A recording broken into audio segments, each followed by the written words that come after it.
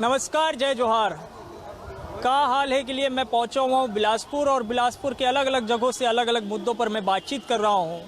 Bilaspur railway station, Bilaspur का zone और सबसे बड़ा जोन है इस दक्षिण पूर्व रेलवे में। आप सोचिए कि इस रेलवे जोन में अगर रेल ही जो है बाधित होती रहे, ट्रेनें यहाँ से संचालित नियमित ना हो, तब फिर उसका असर जो है आम यात्रियों पर कितना होगा वो तो आप समझ सकते हैं। लेकिन उन आम यात्रियों के भरोसे जिनकी ज़िंदगी चलती है, ऑटो वालों की, उन पर कितना हो रहा है आज मैं आपको उनके बीच से दिखाऊंगा। बिलासपुर रेलवे स्टेशन के मैं बाहर खड़ा हूँ। ये बिलासपुर रेलवे स्टेशन का ऑटो स्टैंड है और आप देखिए कि ज़्यादातर ऑटो यहाँ पे खड़ी हुई है। पिछले 1.5 महीने से करीब यही स्थिति बनी हुई है कि ऑटो इसी तरह से खड़ी रहती है, क्योंकि ऑटो चालकों के पास उतनी सवारियां नहीं हैं, उतने यात्री नहीं हैं जो कि इन ऑटो पर सफ़र कर सके। ये बिलासपुर रेलवे स्टेशन का इस तरफ का दूसरा छोर है। आप देखिए ज़्यादातर कारें खड़ी हुई है और ये बिलासपुर रेलवे स्टेशन के बाहर से मैं ऑटो चालकों के साथ उनकी समस्याओं पर बातचीत करने के लिए हूँ। तो हाल क्या है अभी? हाल तो बहुत बुरा हाल है। बुरा हाल है? बुरा हाल है। क्यों है? ये सरकार जो भी है, ये सरकार के कारण है। क्योंकि सरकार बनती किस लिए है? लोगों को रोजगार देने के लिए, लोगों को स्वास्थ्य के लिए, अच्छा पानी के लिए, साधन सुविधा के लिए सरकार बनती है। जो कुछ भी हो रहा है सरकार की देन है और सरकार ही इसको समाधान करेगी। मतलब किस रूप में जो है अभी सबसे ज़्यादा परेशानी आप लोगों की क्या है? अब ट्रेन चलेगी तब तो। ट्रेनें नहीं चल पा रही, बहुत सारी ट्रेन रद्द है, खासकर लोकल ट्रेन। जो लोकल लोग जो रोज़मर्रा के जीवन जीते हैं, ट्रेन में बैठ के आते थे आसपास गांव से, अब बेचारे उन लोग को ट्रेन ही नहीं मिल पा रहा है। तो रोज़गार शहर में काम करने आते हैं, उनको भी नुकसान हो रहा है। और हम लोग का मुख्य व्यवसाय हो गया है ऑटो से, हम लोग का रोजी रोटी चल रहा है, तो हम लोग को भी इससे ज़्यादा परेशानी हो रही है ट्रेन की वजह से। जब से ट्रेनें जो है बाधित हुई हैं, जो है नियमित नहीं है, तब से ज़्यादा ही परेशानी बढ़ी हुई जी, तभी से तो है ये मतलब कब कितना लॉकडाउन के बाद से सबसे परेशानी है। लॉकडाउन के बाद से वही हालात है। हाँ, उसके पहले सिटी बस चलने से भी हम लोग को फर्क नहीं पड़ता था। हाँ। ऐसी बात नहीं। सिटी बस भी बंद है, उसके बावजूद भी यहाँ फर्क पड़ रहा है।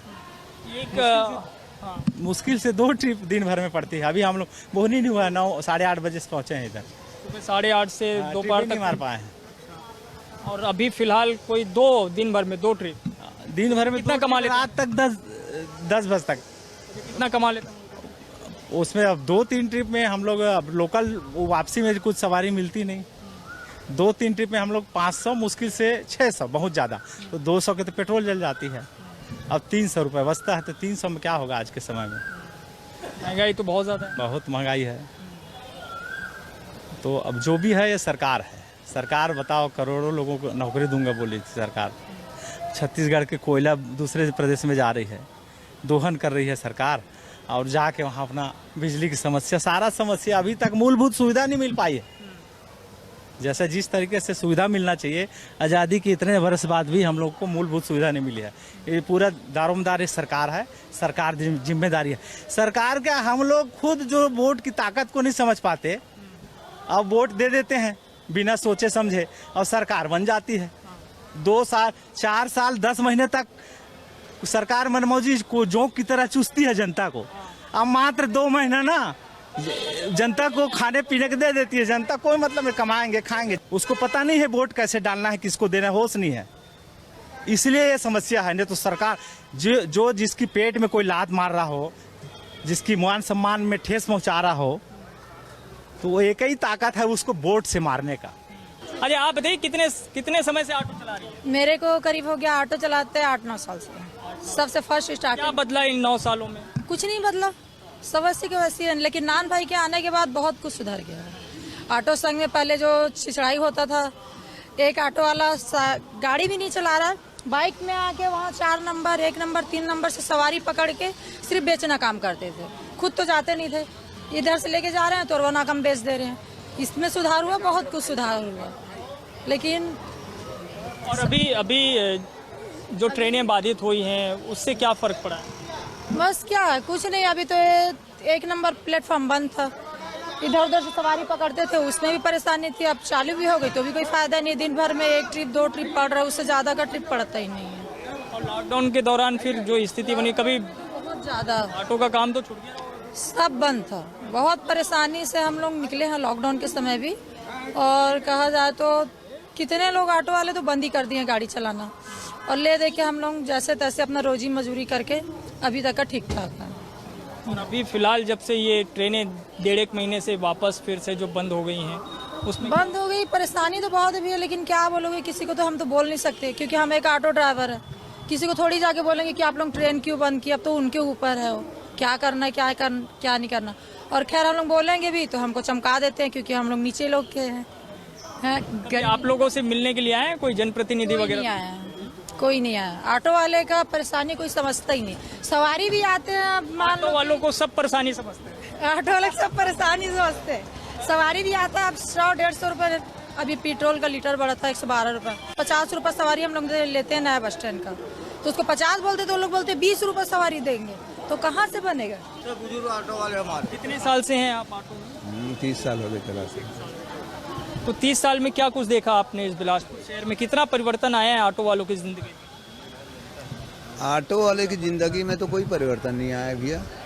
ऑटो वाले की ज़िंदगी में क्या परिवर्तन आएगा? ऑटो वालों लोगों ने कोई तरक्की नहीं? हम लोगों ने कोई तरक्की नहीं, रोज कमाना रोज खाने की ज़िंदगी 30 साल से जी रहे हैं। रायपुर बिलासपुर इतना बड़ा जोन है रेलवे का, तो उसका कोई फायदा नहीं होता है? कोई फायदा नहीं है अपने को, बल्कि जोन से क्या फ़ायदा अपने को? जोन से तो बल्कि और परेशानी है। अभी देखो 2-2 महीना से हो गया कंटिन्यू है पैसेंजर ट्रेनें पूरा रद्द चल रही हैं। मालगाड़ी जो है, मालगाड़ी पूरे भरपूर स्पीड से रेलवे स्टेशन के बीच से गुजर रहा है। जोन है, राजधानी से मालगाड़ी दूरों दूर कोसों कोस दूर है, और यहाँ जोन से आने मालगाड़ी पूरी दौड़ रही हैं। सारी पैसेंजर ट्रेनें रद्द हैं, पब्लिक परेशान है। पब्लिक अगर आएगी नहीं बिलासपुर में, बाहर की पब्लिक अगर बिलासपुर नहीं आएगी तो ऑटो वालों का जीवन क्या रहेगा? ऑटो वालों का धंधा कैसे चलेगा?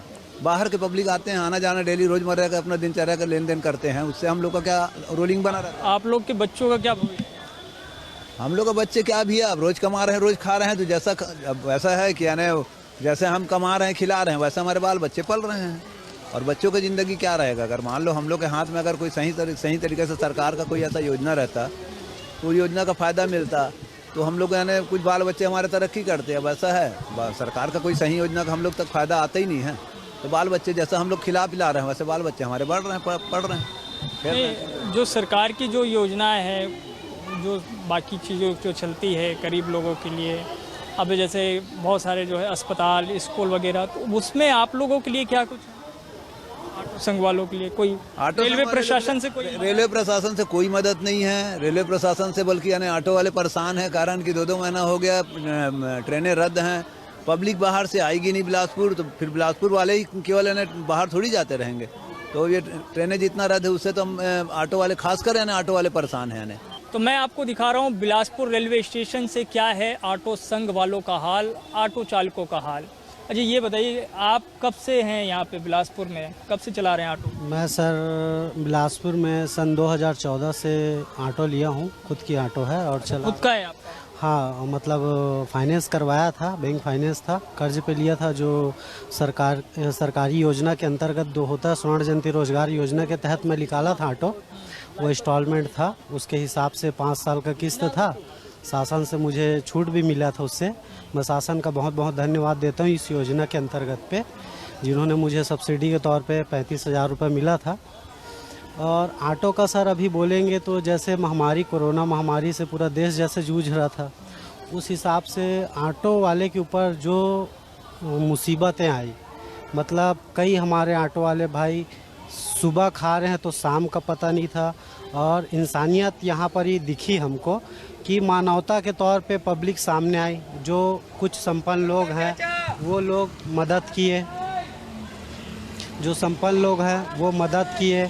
कई भाई लोग सब्जी वब्जी बेचे, कई हाथ ठेला चलाए, कई लोग कुली कबाड़ी का काम किया। ऐसे करके अपने परिवार को रोजी रोटी करके जैसे तैसे करके महामारी से बचाए।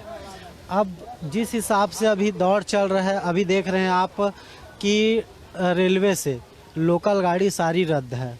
और हमको क्या है सर, जो लोकल गाड़ी में सवारी मिलती है, अब आप देख सकते हैं पूरा ऑटो स्टैंड में पूरा ऑटो खड़ी है। ऐसा नहीं है कि सब ऑटो चल रहे हैं बोल के। सवेरे आते हैं, यहाँ नंबर सिस्टम चलता है, नंबर बाई नंबर के हिसाब से पूरा जितने ऑटो है सीरियल से चलेगा। पर क्या कोई एक ट्रिप मारता है, कोई 2 ट्रिप मारता है। अभी ऐसा हो सर गाड़ी लेट चल रही है, सारी गाड़ी लेट चल रही है, तो कई लोग ऐसे हैं हमारे ऑटो वाले भाई, वो ट्रिप ही नहीं मार पाते। कई लोग हैं ऐसे ट्रिप नहीं मार पाते। अब इसमें होता क्या है, मायूस होके घर अपन लौट जाते हैं। किसी दिन 2 पैसा अच्छा कमा लिए, किसी दिन नहीं। पर इतना है सर कि दाल चटनी चल जा रहा है। महामारी अभी फिलहाल कोरोना संकट से उभरे नहीं। कोरोना संकट से कहाँ उभरे हैं सर, उभरते तो अभी गाड़ी खड़ी कहाँ होती, आप देख रहे हैं। और रेलवे के प्रशासन बाद कोयला का संकट आ गया, उसका असर ट्रेनों का असर के ऊपर डिपेंड करता है। हम तो डेली के रोज़मर्रा के कमा रहे हैं, तो घर में चूल्हा जल रहा है सर। छोटे छोटे बाल बच्चे को पढ़ाना, शिक्षा का इतना स्तर बढ़ चुका है कि उसका पढ़ाई का खर्च नहीं कर पा रहे हैं। यदि पढ़ाई का खर्च कर पा रहे हैं, 2 रोटी कम खा रहे हैं, तो पढ़ाई अच्छा शिक्षा देने के लिए सरकारी स्कूल में ट्यूशन कितना फीस हो रहा है, वो भी स्कूल के हिसाब से, क्लास वाइज के हिसाब से फीस बढ़ रहा है। तो मैं आपको दिखा रहा हूँ बिलासपुर रेलवे स्टेशन से ऑटो चालकों का हाल क्या है। ऑटो संघ वालों के बीच से मैं बातचीत करा रहा हूँ। वो जैसा बता रहे हैं कि कोरोना के बाद जो पटरी पे ज़िंदगी आनी चाहिए थी वैसी तो नहीं लौटी है, क्योंकि लगातार उसके बाद भी समस्याएं खड़ी होती रही है, ट्रेनें रद्द हुई है, उसका व्यापक असर ऑटो चालकों पर पड़ा है। और ये तमाम जो ऑटो चालक जिनसे मैं बातचीत करके उनकी समस्याओं को सुनवा रहा था, उनसे जो मैं बातचीत करने के लिए पहुंचा हूं, कुछ और भी साथी हैं, जरा उनसे भी बातचीत करते हैं। आप कितने सालों से ऑटो चला रहे हैं? मैं 22 साल से चला रहा हूँ। 22 सालों से।